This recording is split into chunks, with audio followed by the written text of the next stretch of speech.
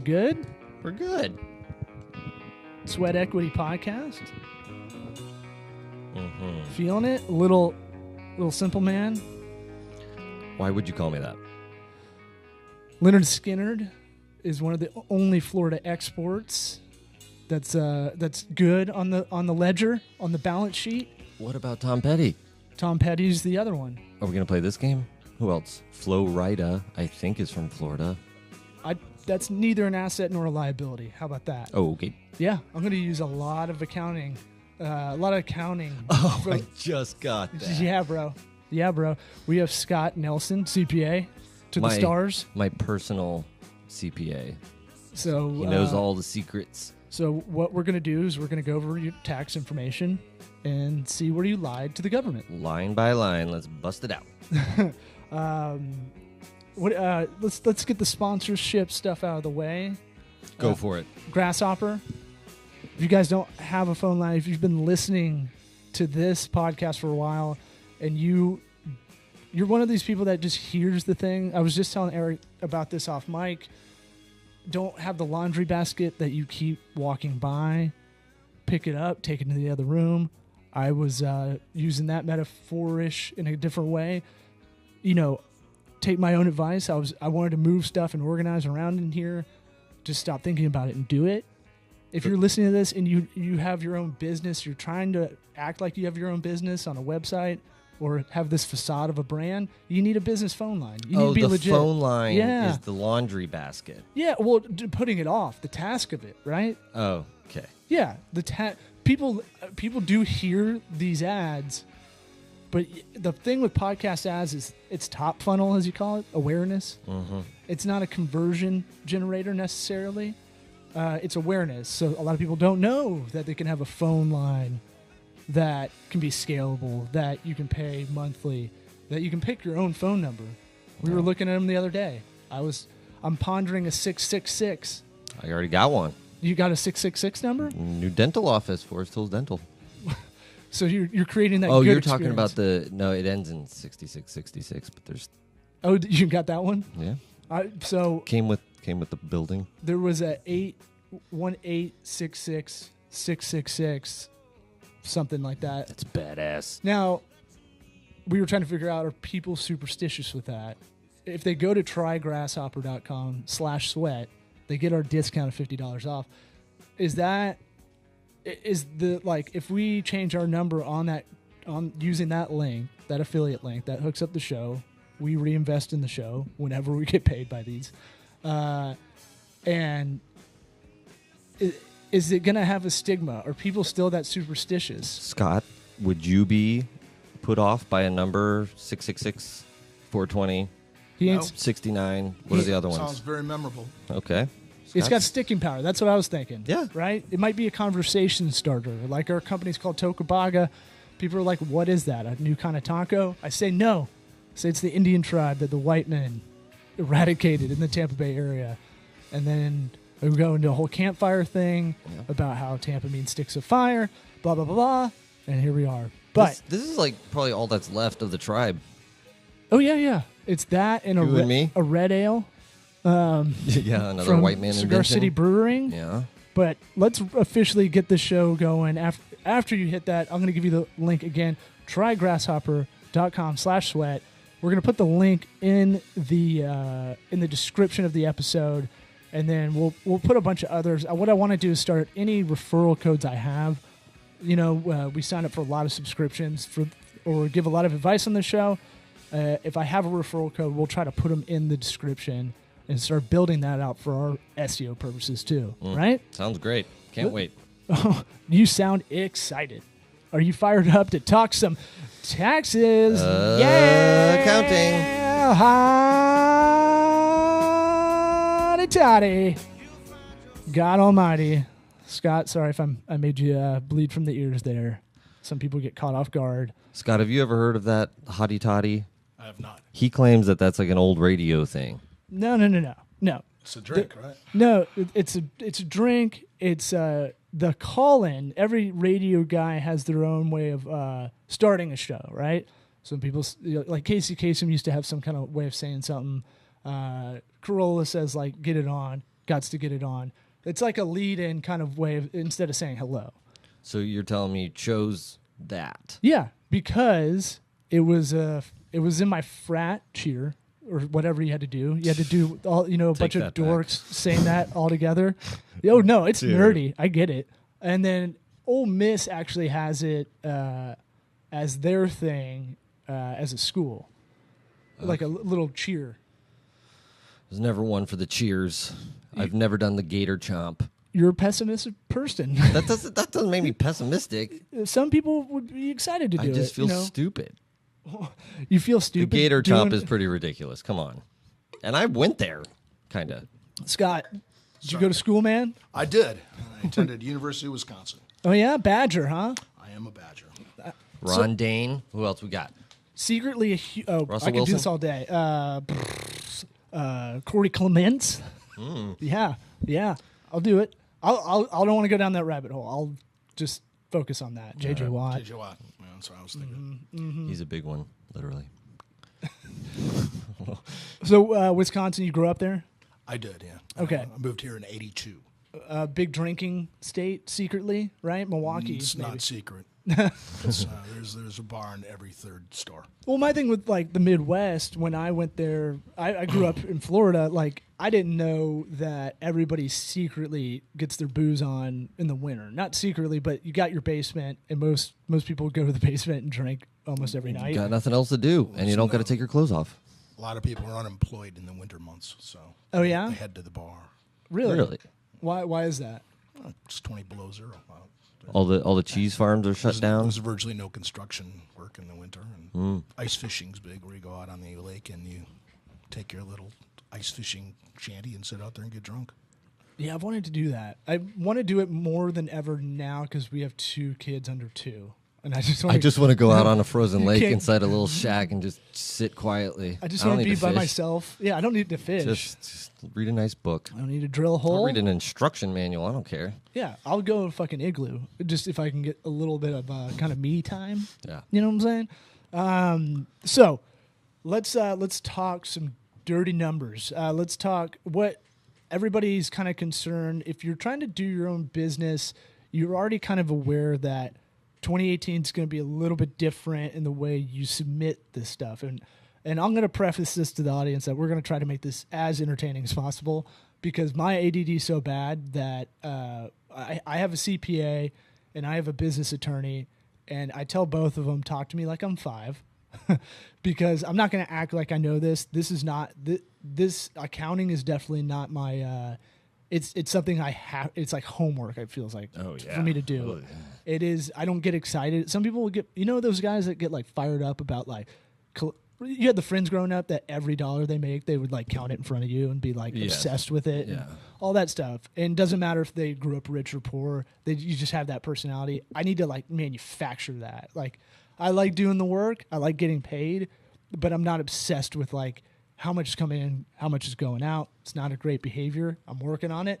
But I would say, if people read the episode title, which will probably be some clickbaity thing we'll do, that think of accounting puns. We're going to try to make this as entertaining as I possibly can. Eric, I think Scott gets fired up about doing taxes, at least my taxes, I think. Yeah. He does like a dance, like a haka dance. That's his hottie toddy. Yeah.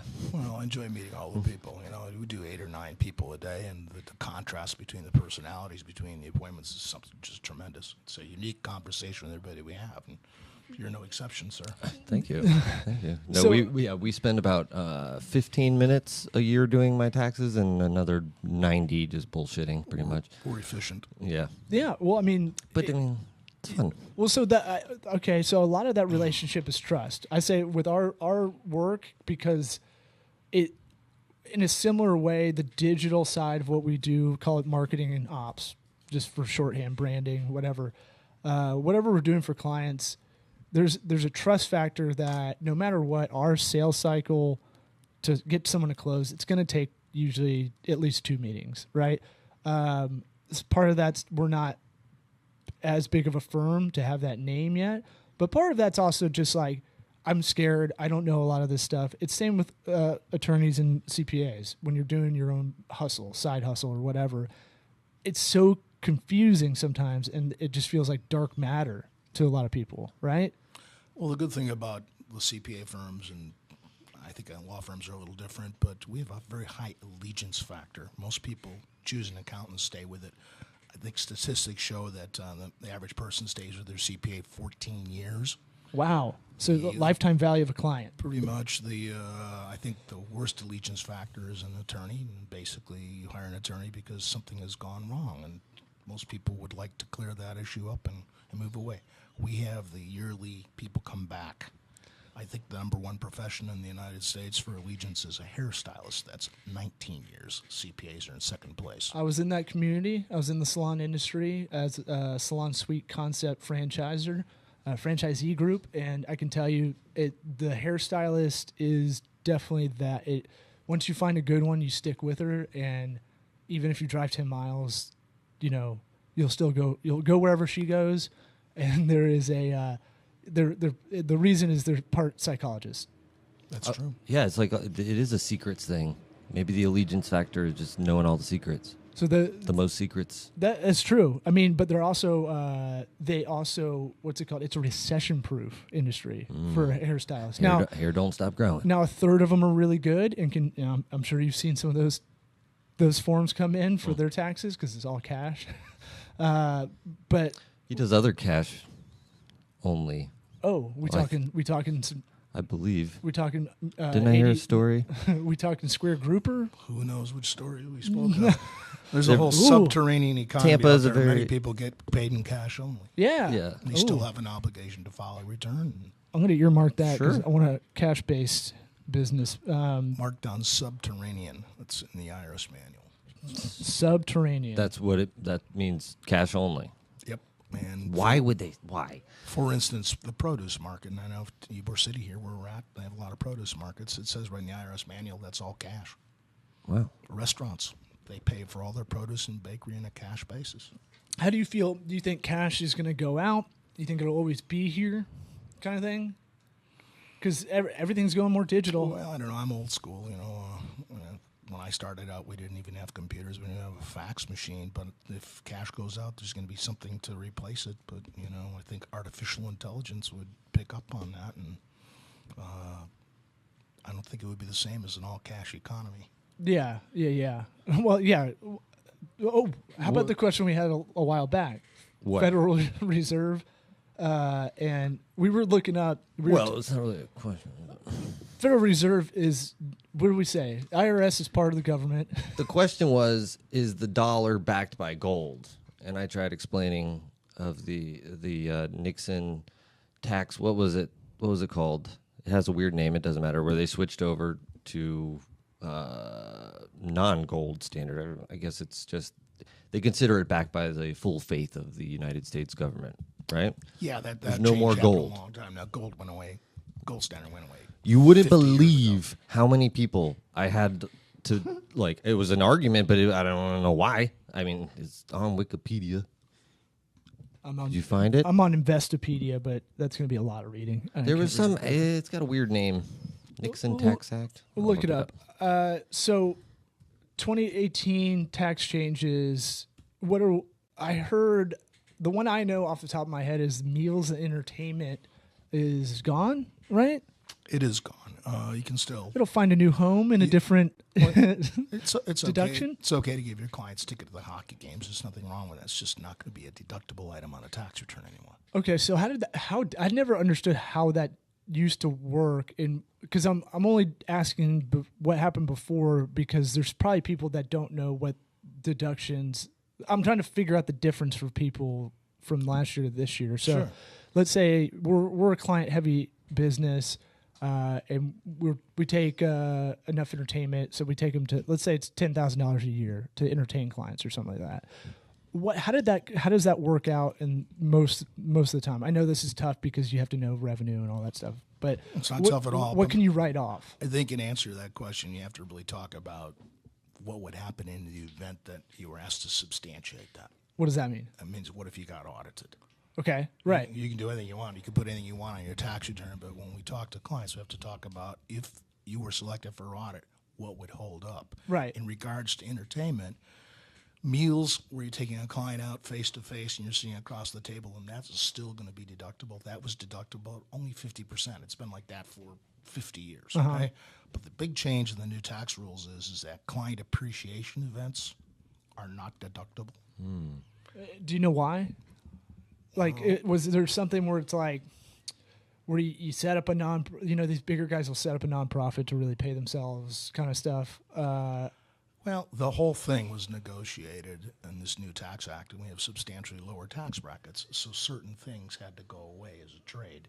And, everybody thought that entertainment-intensive businesses, that was kind of a perk that not everybody got to go. So in order to be fair, what's happened is that they just made that non-deductible, and in lieu of that, they've given you some new deductions or some new standard deductions that would more than make up for it.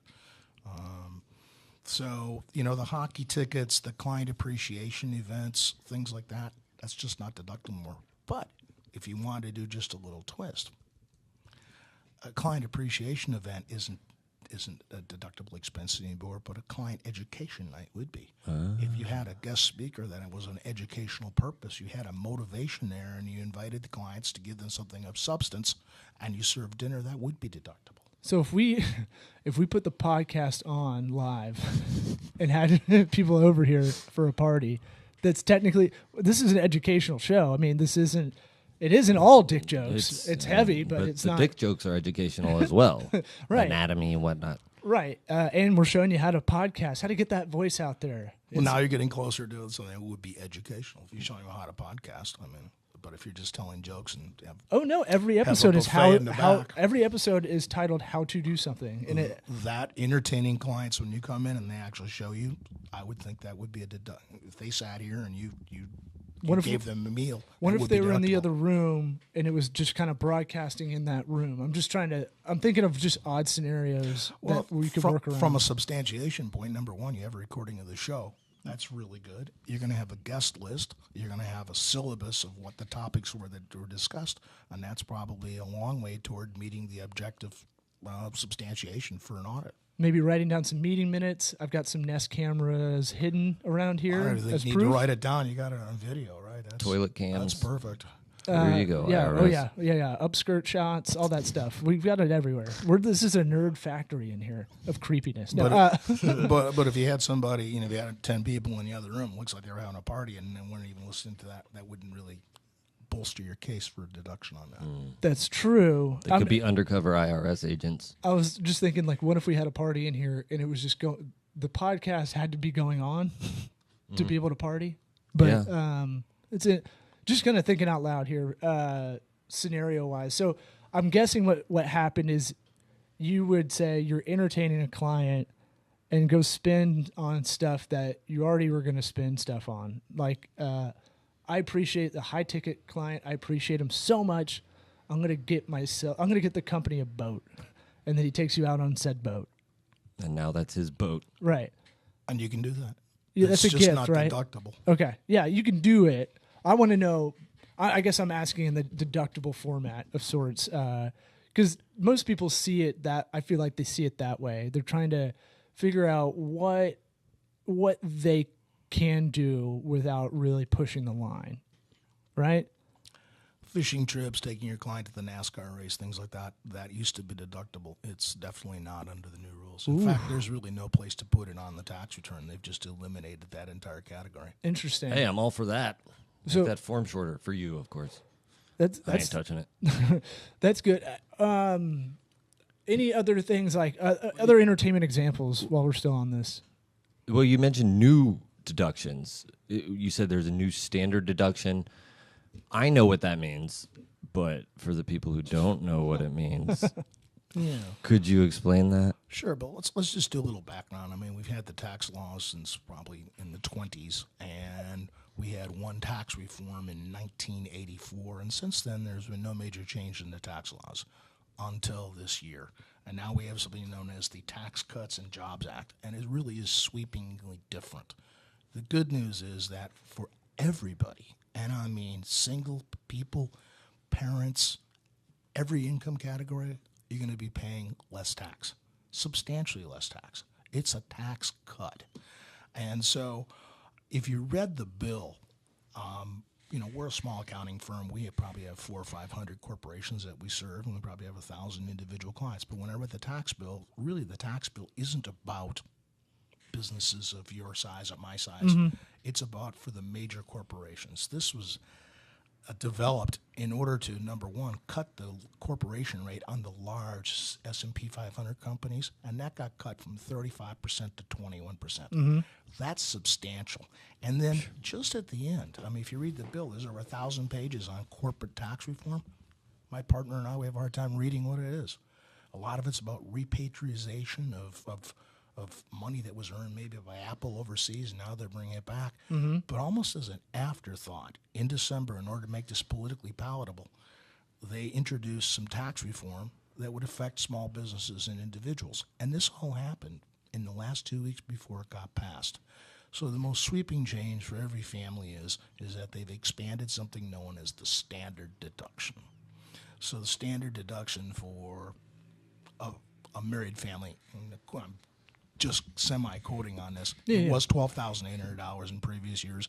Now it's been expanded to $24,000. That is substantial. Sure. And the other thing that, in regards to most families, is it really is good to be a parent. The child tax credit, if you have children, has been expanded from $1,000 to $2,000 per child.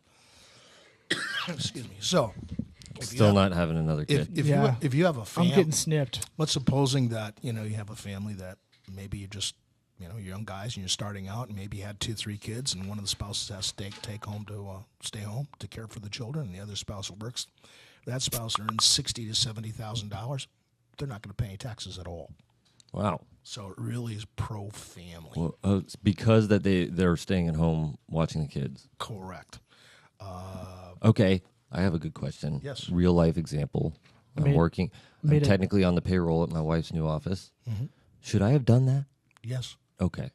Why? Well, if it's a matter of, I don't know, I guess the money itself would be way more on our side if I'm getting paid. But I'm just saying for the tax deduction of the child, because if I wasn't on a payroll or, an employee somewhere, you used to not be able to deduct it because you're supposed to be home watching the kid because you don't have a job. Because I was sending my kid to daycare. So if we're writing a check every month, before, if we were both working, you could deduct it, right? And that is correct. No, you still can. You can still take the child care if both. You're saying it's more now? Well, no, that was a dependent care credit for children in school. Mm-hmm. What I'm mentioning to you is it's a child tax credit, $2,000 for every child on the bottom line. Take it right off the top. So that's real good. But your questions, it's a great question, but what everyone wants to do immediately is they take this tax law and they want to apply it into their own personal situation. Of course. We're all narcissistic. Show me the money. That's why you're on the podcast, so I can get free accounting advice. My understanding is, and you are a client, that your wife just opened up a dental practice, and the question is, should you have been on the payroll? Well, there are pros and cons for that. First off, you are paying into the Social Security system. That's good. The best part about that is that if you're in an accident or something and you became disabled, if you don't contribute to the Social Security system, you may not qualify for Social Security disability.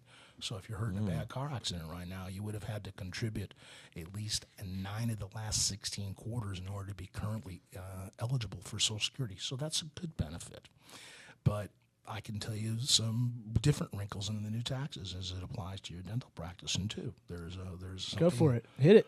Well, You're getting fired up. I like it. I see it. I see it in your eyes. You're very calm. Let's go. You guys, I know we're here to talk about startup businesses and entrepreneurship, and I'm all for We talk it. about whatever business-wise, but most people don't know anything about accounting. I'm going to apply this to the dental practice, but let's go on. Right at the end, when they were passing this tax bill, I was really shocked that they even passed it. They really didn't have enough votes, and because he was from Wisconsin, his name's Senator Ron Johnson, said, he says, I'm not really in favor of this tax bill because he said we're giving all the breaks to the large corporations like Verizon or IBM. He says, and yet I have so many people that own their own business.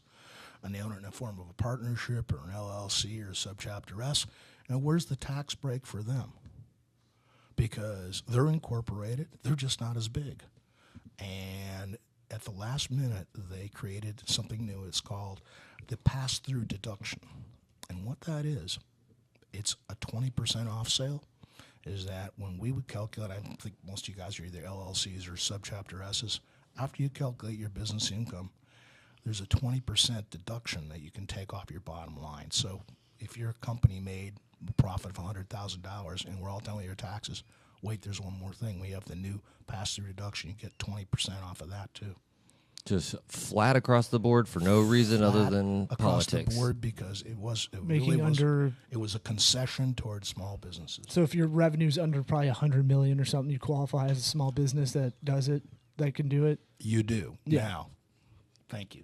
You're getting into the detailed questions already. Well, I kind of obsessed of like how we anecdotally describe small business, right? Some people think it's that local gas station owner. Yeah. Some people think it's kind of where we're at in a white collar kind of like soft skills kind of thing. To me, we're in the micro area, maybe nano. If you go, Exactly. if you do, I kind of use the index funds kind of ranking because that's where I came from. So we're in that area. But if I go around saying, "Hey, you got a micro business," like that's gonna, it almost sounds insulting It for is some reason. insulting. Well, because Unless people it's think micro machines. you especially insult the guys with micro penises because it's like, come on, man, I'm already having a this is a tough time already. Like I can't. Yeah. I don't Probably satisfy shouldn't use anybody. that word at all. Just don't even use the word. Well, but the definition of a small business is anything other than maybe a Fortune 500 company. That's what they were thinking of when they passed Which the is rule. 90, That's insane. 99.97% or something Right. of So companies. there's very large companies that are owned in a partnership or something, and those rules apply just as if you were a single plumber driving around a service truck. Right. You get that same pass-through deduction. Which I would call local.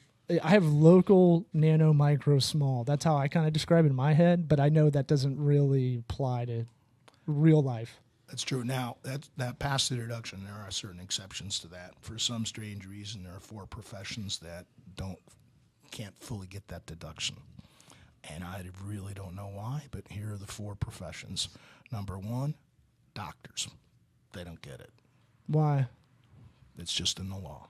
Because they're already living a good life, you know. Okay. What do you need? No, they've got a tough gig because they're constantly jerked around between health insurance stuff. I'm talking. Right. I'm thinking of the general practitioner, your doctor. If you're listening, absolutely. I'm thinking about your guy that has 17 ladies in the front office. I don't care if that sounds sexist. It's just like it's Pretty true. administrative. It's At true. my place, there's 8 Cuban ladies that once they went to a premium kind of general practitioner, whatever, they made a partnership with one of these umbrella companies that are coming in and taking these over. You pay $5,000 a person or family, and you get better. You can go in whenever. He'll go to your house, kind of thing. Concierge medicine. Yeah. And so you can do that. And now there's 2 ladies in the front desk. And they're like, oh, yeah. The guy came in and he was like, we didn't need all this paperwork and all that. I was like, I've told you guys that. I can't help it.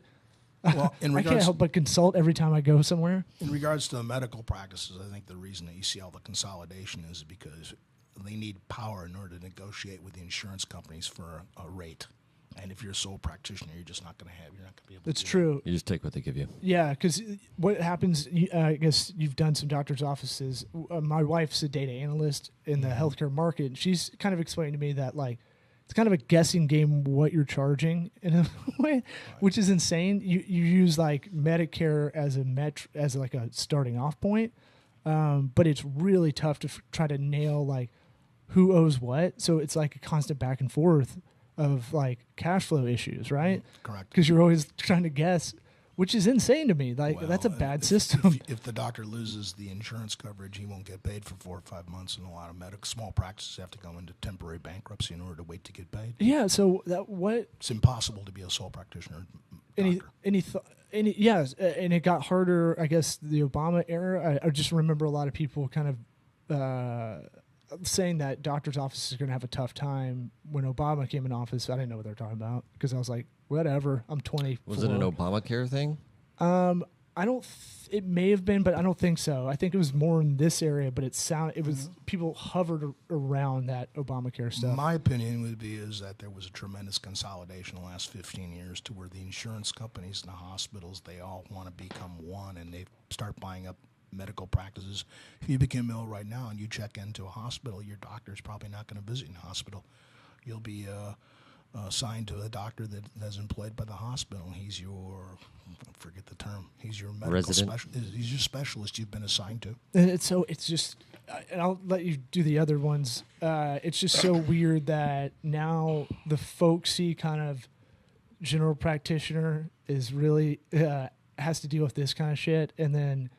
You want your doctor to be the best doctor, right? And that's why they're not good at the business side of things. That's what I've talked to them about most of the time. Dentists have a little bit better acumen, I feel like. Scott would know's got tons of dentists. I have tons of dentists. I feel like I feel like general practitioners play, or those kind of doctors, not specialists, play a little fast and loose. I'd say a little bit more instinct kind of based, more than. I feel like dentists are so precise, orthodontists so precise that positions like an assassin, Yeah. Well, they have to be. like a sniper. Yeah. Got a wonky jaw. But for a starting medical doctor, there's so many impediments to starting your own office that you just can't do it. Yeah. You're gonna have to rent an office On top of the student and loans. you're not gonna Right. have any insurance reimbursement. And where are the patients gonna come from? And they'll go broke before. So what you do is you join a medical group, and they have the insurance reimbursements, and they have better benefits, and you don't have to deal with the personnel issues of hiring your first nurse and things. And there's just aren't any medical students coming out and starting their own practices. Just doesn't happen. It's crazy. I feel like it They don't want to either. They know that. yeah, I'm always on the entrepreneurial side, so I'm always like, I just feel like it stifles innovation somehow. But does. It could also breed more innovation if you have pooled resources. You can make a case in that direction. But I'm a contrarian to my own point.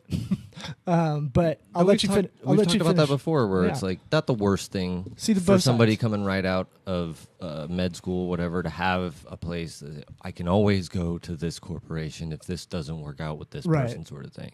But I cut you off and went on a tangent. going on? Where No, you had that was point 1 of 4. That was so one of 4. That was one of 4 professions. yeah. Okay. All right. So I all love our medical doctors, and I think they do a great job, and they have altruistic. I mean, they have a purpose in life. So I don't know why they don't get the tax benefit. They feel like firefighters. The second group that is denied full access to that special deduction are attorneys. I guess we don't have to talk anymore about that, right? They don't deserve it. I love attorneys. Greasy attorneys. Well, but they don't have. I don't love the number going up of attorneys, but they don't have the social purpose really, that a doctor has.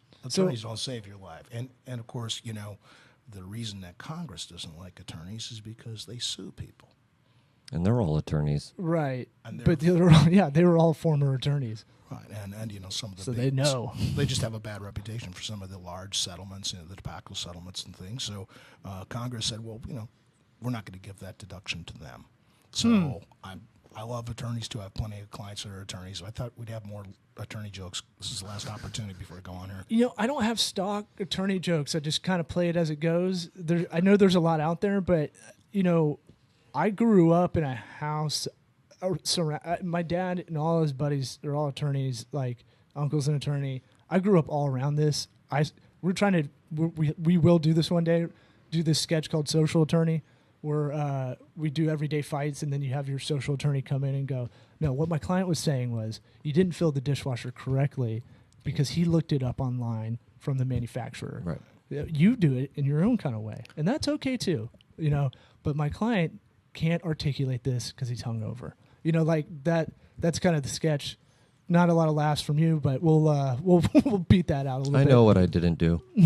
Right, but attorney. I like it. Attorney, it's being a but dick. I've talked about doctors and attorneys on this show throughout the years, and the problem with their professions is the mindset's still not business oriented. So when I talk to attorneys, I go, "You're the businessman first now, attorney second. You've already had the experience to get to here, to where we're meeting. So you need to think like as a businessman first. Doesn't mean you can't be a bad. It could be 1A, 1B, right? Priority list. But you still work on being the best one. That's how I think about it too. I got to be the best kind of general business administrator for this company.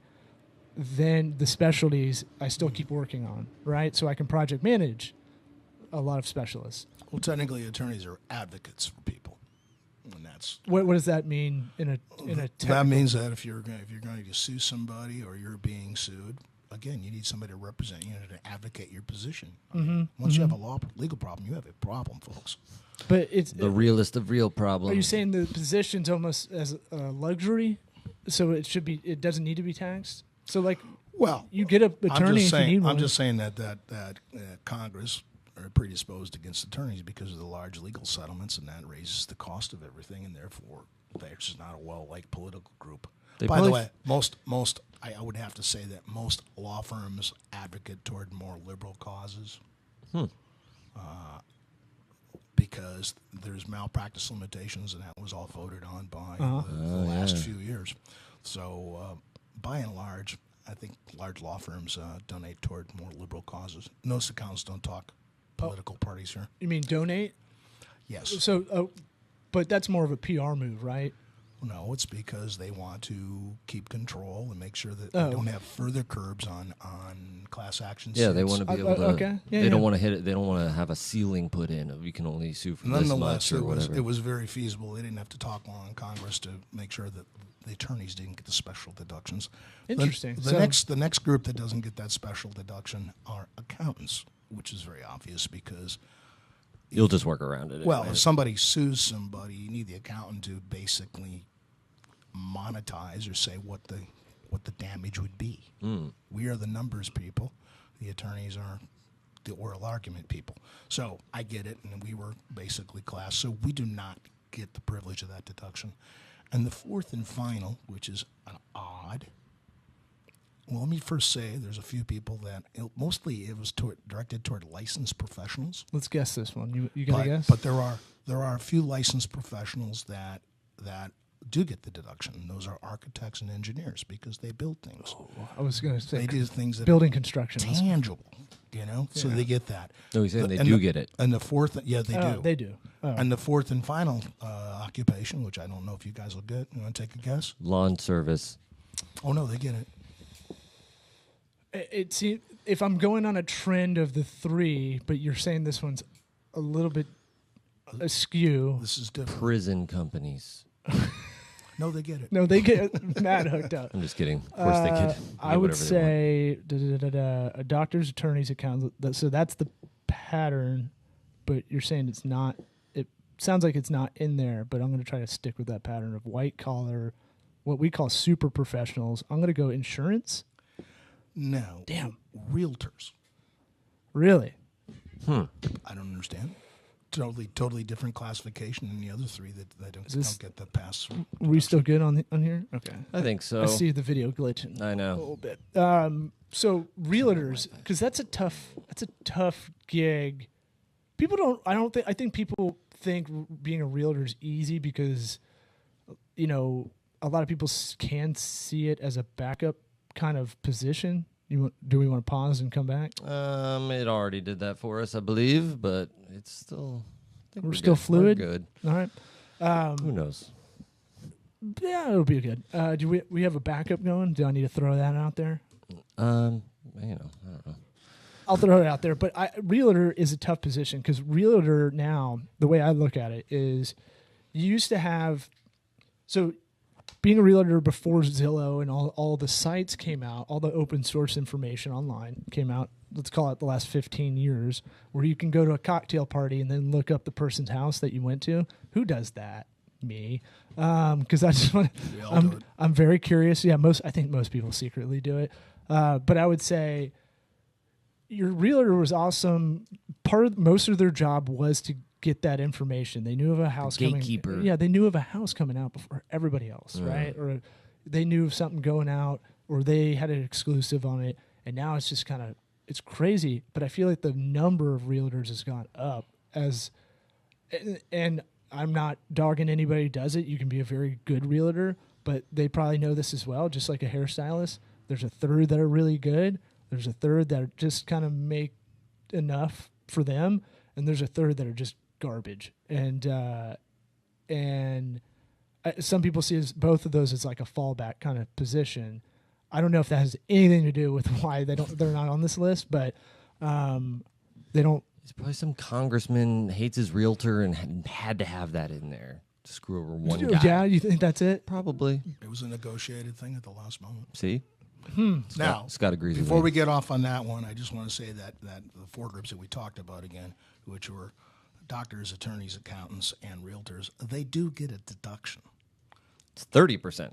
It's phased out now for those people that make a lot of money. It's totally phased out at $440,000 worth of income. But there are certain deductions where you can take up to 50% of the W-2 wages that you pay. But a lot of realtors don't have employees. They just work by themselves. In defense of realtors, every realtor will tell you why you need a realtor, because we negotiate the price. Without negotiation, we justify our service. So Yeah, that's enough on that one. I just want to get that in. That's great for entrepreneurship. I'm all about people starting businesses from nowhere. No, and that is the realtor's value, is to basically talk to everybody for you, because you don't want to do it and look through contracts. That's what ours did. That was very good. I think they're kind of they're not real estate attorneys, but they are quasi contract. It's like a middle ground between you and the really looking at the contract professionally. You got so much other stuff going on. It's nice to not have to worry about that one little thing. So what else you got? Well, I do have one that I think is important about the new tax law, and it's called the elimination of state and local taxes. The Illuminati? The elimination. Elimination. Sorry. I We live. wanted to hear what I wanted to hear. We live here in the state of Florida, and the state of Florida does not have a Florida income tax. Mm-hmm. So the people that live in Florida, they take their property taxes, and presently it's gone now. We used to get an allowance for sales tax that we might have assumed to be paid while we're here in Florida. In other states, I mean, I have relatives in New York City. I have a very successful cousin that's an attorney. She works in downtown New York City. I don't know what she makes. Let's pause for a second. What just happened? It's still recording. It says it is, but who Okay. knows? And sorry. What minute mark you think we're at? 42. That was at 42? Mm-hmm. All right. and we're there. So, Yeah. so We'll keep it all in. she works in New York City. I think she makes well over $1 million, and she pays New York City tax. She pays state of New York income tax, and she lives in Greenwich, Connecticut. And she probably pays who knows what. She has a very nice house in Greenwich, Connecticut. Her property tax has got to be at least $50,000-$60,000. So, on $1 million salary, she's probably paying $200,000 or $300,000 in income tax. Under the new law, state and local taxes, including property taxes and state tax, are limited to $10,000. Oh, that's pretty cool for those rich people. So she's losing a deduction. I don't know what she would pay, but she probably deducts $150,000. Not anymore. Huh. And consequently, in this high tax states, this new tax law is not favorable for wealthy people. Oh, okay. What do you mean? How so? Because Well, that they scenario. they were deducting on their income tax, deducting unlimited $150,000 in state income tax they pay. Oh, I'm yeah, sorry. I heard it that way too. I heard it the wrong way. I was thinking. Now they're limited Okay. to 10,000. We heard it as So a cap. on their federal income taxes, Yep. they're deducting state and local taxes that they're okay. It also, has an effect on how the state tax returns collect tax, because most of the state tax returns are derivative taken off the federal return. You do your federal return first, then you do the state income tax. Wait a minute. Hold on. Let's because now if I'm listening to this, I'm trying to get in the user, the listener head. So let's call it like a one of those Russian nesting dolls. That's what it kind of sounds like right now. So you have your federal tax, that's the big thing, and then what you're saying with what you're just talking about is you used to be able to take what you're paying in the state, local, apply it to your federal, because so if you're not in, let's call it not Florida, Texas, because that's state income, Right. free. Some call it sanctuary states. Well, that's why. And we got better We pill get all mills. the best hobos. But say you're in a more liberal state, Massachusetts probably, or New York. You have such high taxes that you should get a deduction on paying those state local, right? You used to, not anymore. Okay. And then now what you were saying is it splinters off how they receive it, how the government receives it. So what happens is that if you're in, say, state of Massachusetts, you'll do your federal tax return, and then you'll do a complementary Massachusetts tax return, and that's based upon your federal income tax. So that means that all the states that have state income taxes have to revise their returns, and it's caused almost a constitutional crisis in those states because they can't redesign their tax system. They're not going to collect enough state tax. Here's a good one. State of California. If you earn over $440,000, the combined state and federal California tax is 59% on anything over 440. Ooh. 59%. My theory is California. So Florida's crazy on the outside. I've had a running email for 7-8 years with my buddies in LA. Because they'll send me an article. Guess who fucked a dog in Tampa? And you're like, that guy's not from here. He's from Ohio, and he's on opiates, and he moved down here and likes dogs. But like, I feel like Florida's crazy on the outside. I feel like California, especially in all the tax code stuff, especially LA where I used to live, it's like almost got like a mental disease internally. Like I think it's eating itself. It is Alive, and corporations are definitely leaving. You're seeing a lot of people move out of there, like manufacturing for sure. They're going to Texas, Tennessee, wherever they can. Car manufacturers, you can easily look at that. Well, we're seeing a lot of venture capitalists that are moving to Tampa, and they're moving from Silicon Valley to here, and they're basically, so why would we want to stay out there? The taxes are high. We've got a good airport here. We've got access to water. And the tax and the cost of living is just dramatically different than, say, San Jose, California. I would agree. And San Jose was bankrupt in the crisis like 10 years ago because they gave too much pension funds, right? Mm-hmm. Like Stockton, San Jose, kind of that mid-upper Bay Area kind of corridor. A lot of them had pensions that ballooned up. If you're a firefighter, you could retire at 50 or something like that. And like but your retirement plan was like insane. Like you made mad bank. Now I get it. Like you're a firefighter, you're a cop. There should be a little bit more. It should be skewed a little bit more. Yeah. Because you have a dangerous position. But the people who do underwater welding or, like high rise kind of construction or just construction on the road, any of that stuff. Still a really dangerous job. Yes. Ice road trucker. Sure. And like that's not really seen in the similar light, I guess, because we don't really think about them day to day.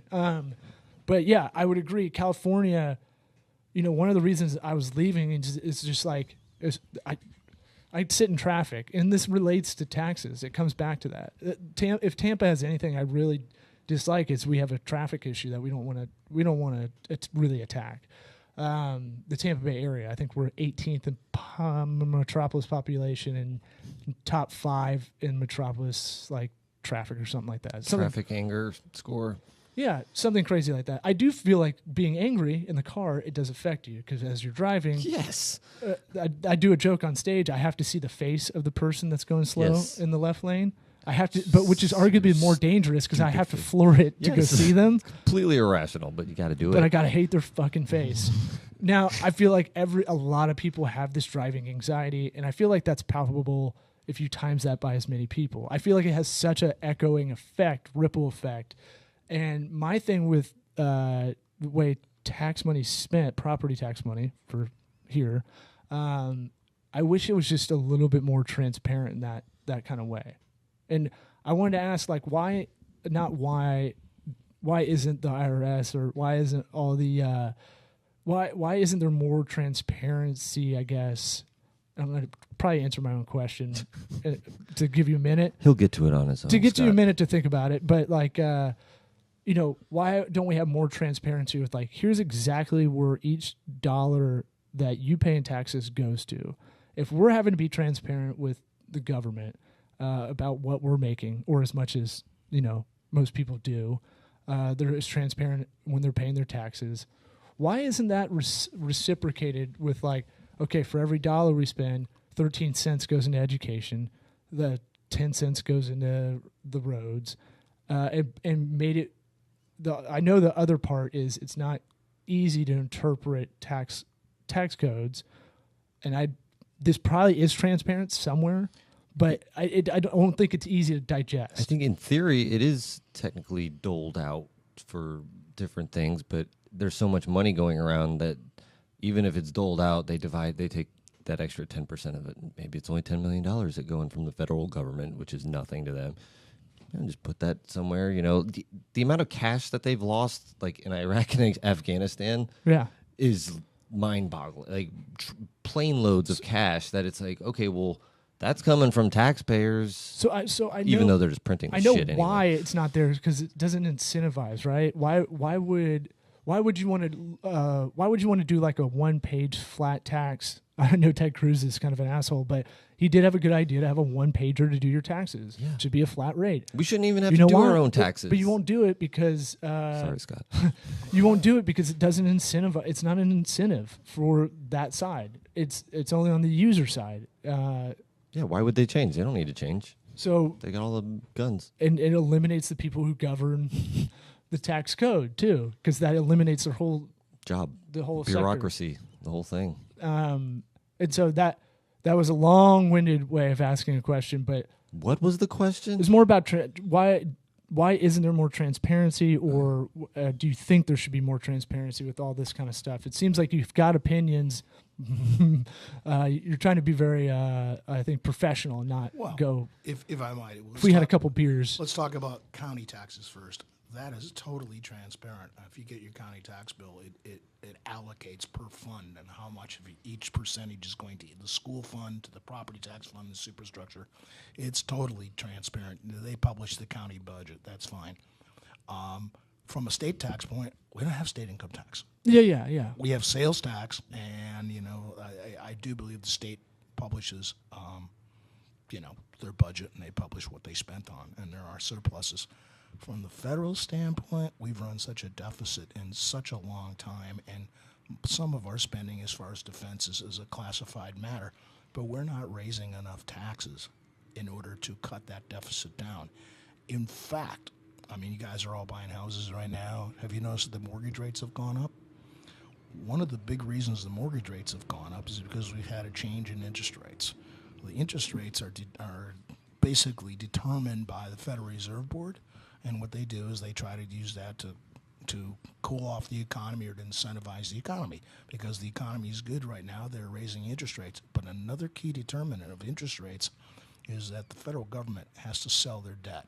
Every week we have debt that comes due, and we have to re-auction that.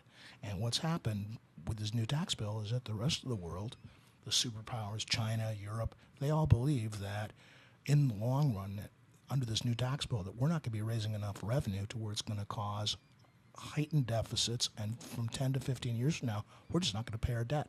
And consequently, right now, they're asking for higher interest rates, and that's why your mortgage rates have gone up. Eric, you got a nose whistle. That's killing me. Do I? Yeah. A dad nose whistle that I could hear. That is dad when I don't even know it. Yeah. Well, I want you to listen back. It might be my anal kind of ADD. Yeah, dude. It was very serious. I did deductive logic here. So, what's it called? Okay. I'm not moving. I always felt like I grew up, and as soon as I knew what debt was, we were already $6 billion in the hole. So it's mostly an imaginary number to, I think, my age and younger. I'm 34. Eric and I, it's just been there, and I don't even know who we owe. Who are the bookies? What's going on? Who's going to shake us down? China, I guess. But it's all in the ether. I feel like that's the weird thing as just an everyday citizen is yeah, we owe someone. Well, we were talking off air before we got started about is the U.S. currency backed by the gold standard. No, it's not. There isn't gold for all our dollar bills, but the federal government doesn't even print money anymore. They have Federal Reserve Board meetings, and they do new target rates on how much they're going to loan the banks, and and the bank puts that money out. They don't even print the money anymore. It's just a resolution, and they raise the amount of money, and they could go upstairs, and then it's allocated to the Federal Reserve banks. There's not even no printing of money anymore. Yeah. I'd like to. It's just a committee meeting. I like to tell people on stage, I'm broke. This is what I was really broke. But I tell people, is anybody else broke in here? And I want to raise your hand, and it'd be like the whole crowd. And it's like, yeah. Well, this is a free ticket show because I got no juice. I'm not bringing anybody through the door. But the other reason is like, and I'm like, good. That's the most American thing you can be doing. We live outside of your means. Yeah. Like that's what it takes to be an American. Because we literally grew up in this philosophy of like, okay, as soon as you know what the federal kind of debt and all this stuff is, it's like, oh, they're doing cool. it too. Yeah. What's going to happen? Feels like things are running on time. Things.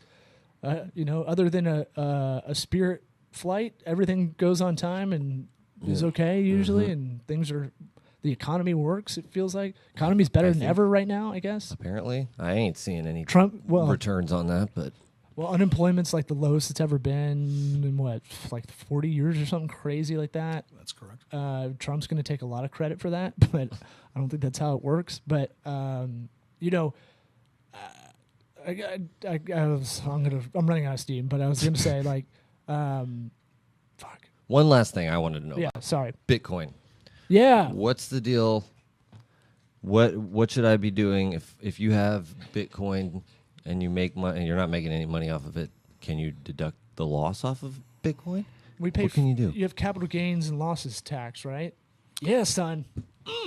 Bitcoin is a form of investment, and you can take you're obligated to report any sort of what we call a realized transaction. So if you take a position in Bitcoin and you make money on it, you sell those coins, that becomes a capital transaction that you're going to report on your income tax return.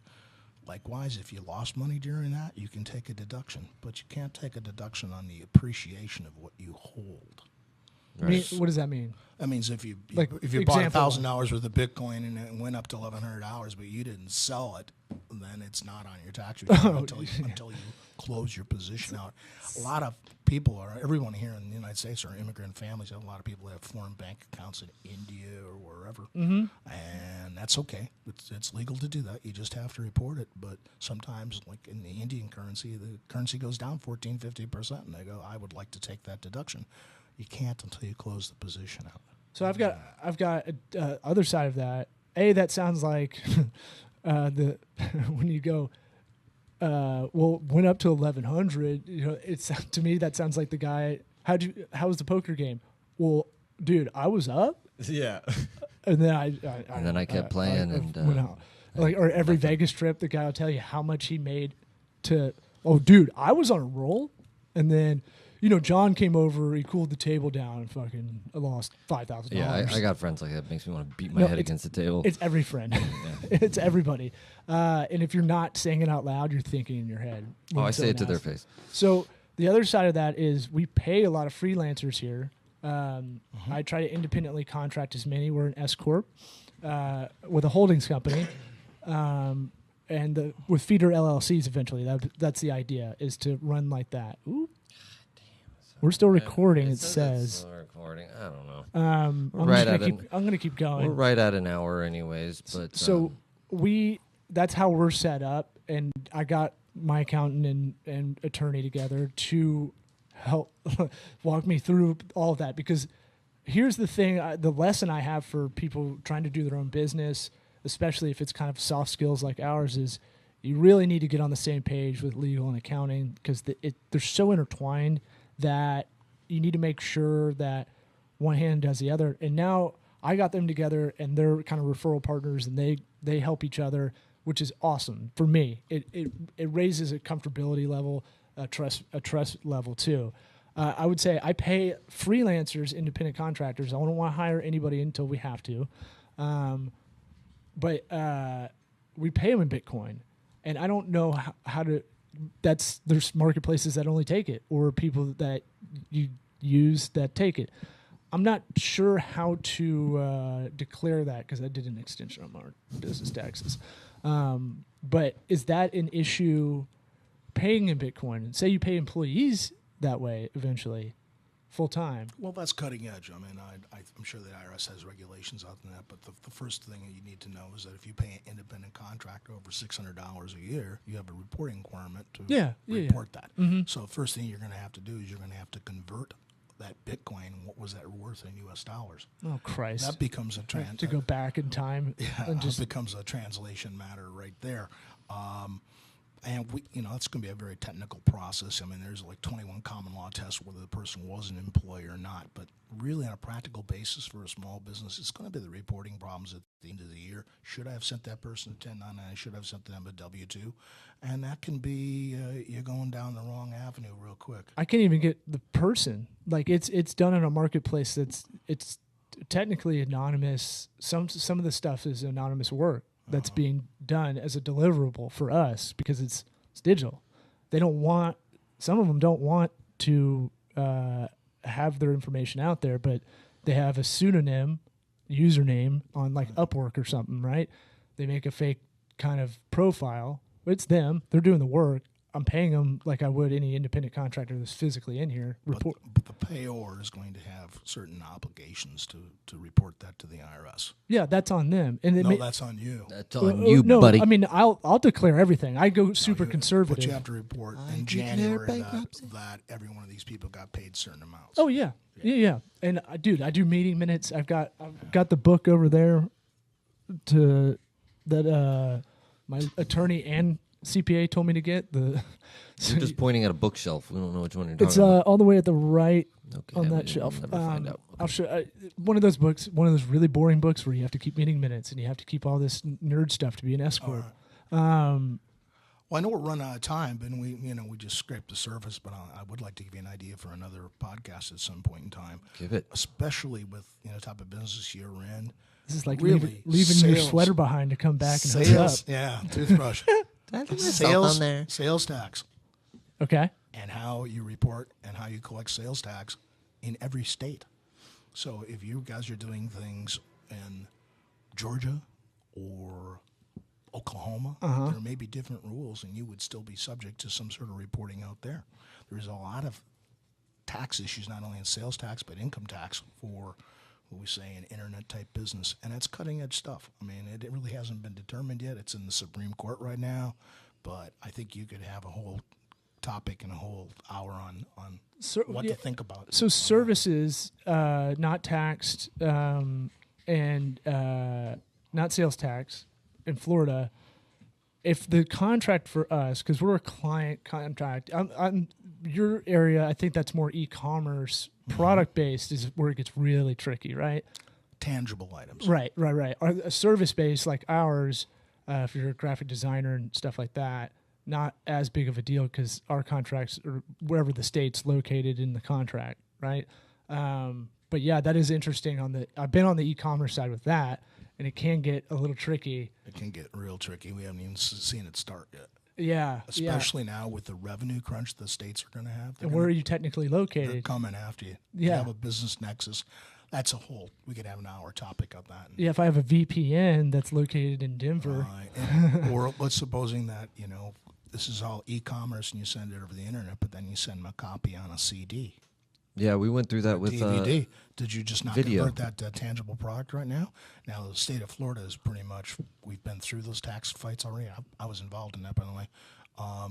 And they've ruled that just a nominal amount sending out that isn't subject to the tax. But that doesn't mean that Georgia or Pennsylvania has different rules. Know your states, people. And you could have them coming after you, and all of a sudden you're barred from doing business in Pennsylvania. And I was never in Pennsylvania. So there's a lot of state tax issues if you're running a national business and over the internet to the different states. It's a fascinating topic. I had a client, the Gaily Grind. We made an e-commerce store for 6 million unique visitors a month, and I was going over that with him because he wanted to sell some not so. Did you say gay? The Gaily Grind. It's a gay blog. Ah, yeah, that's what I thought. I've never shown you that. And you wanted to make an e-commerce store. Guess what was on there? So I appreciate you coming No. on. My pleasure. It's really fun. Goes by and quick. If anybody's looking for a good accountant, Scott Nelson. You got Nelson yeah, McKay, Do you have anything to plug, like CPA. Website or info or any of that? Email? Well, I do. He's gonna read off of his I business think card. professionally, I'm supposed to tell you this. And the name of our company is Nelson McKay CPAs. We've been in business for 36 years. Our address is 5422 Bay Center Drive, Suite 130, Tampa, Florida. And our telephone number is 286-7946. Before acting on any of our discussions today, please talk to your tax advisor and try to implement it in your own personal situation. Yeah, this is an entertainment show masked with information, but legally we can't advise or something like that. I don't know. We need a disclaimer at the top of the show. But I appreciate you coming on. Thank you. This was entertaining for me. Yeah, and say what up to Rich McKay for me, your partner, and we'll exit on a little Simple Man again. Mm-hmm.